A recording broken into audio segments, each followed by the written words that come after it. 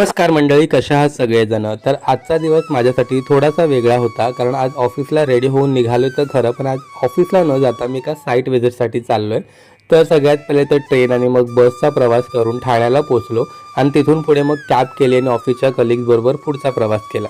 तर हीच आहे ती साईट ज्याच्या व्हिजिटसाठी आणि ऑब्झर्वेशनसाठी आज आम्ही आलो होतो. तर बेसिकली एक वेअरहाऊस आहे आणि त्याच्या व्हिजिटसाठी आलो आहे. तर वेअरहाऊस फिरता फिरता कधी लंच ब्रेक झाला कळलंच नाही. तर लंचमध्ये आज होती वरईची भगर, शेंगदाण्याची आमटी आणि राजगिऱ्याचा लाडू, कारण आज श्रावणातला दुसरा शुक्रवार होता.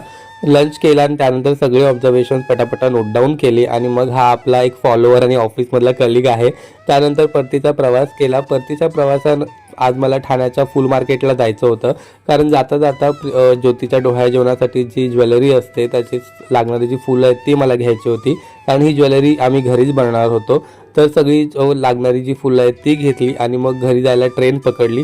घरी गेलो तर बघितलं प्रियंका क्लासला गेली होती आणि चारवी आपलीकडे झोपली आहे आणि मम्मीचा अजूनही फराळच करायचा चालला आहे, कारण आज शेवटचा दिवस आहे आणि राहिलेल्या सगळ्या गोष्टी तिला पूर्ण करायच्या होत्या. तर ही आहे सजुरी जी आज मम्मीने बनवली. आता याला तुमच्याकडे काय म्हणतात हे मला कमेंट करून नक्की सांगा. संध्याकाळी ज्योतीच्या पूजेची तयारी केली, छान पूजा केली आणि मग प्रियंकाने चारवीचं औक्षण केलं आणि संध्याकाळच्या आजच्या नैवेद्यामध्ये आम्ही बनवला होता मसाले भात आणि बाकीच्या सगळ्या फराळाच्या गोष्टी होत्या.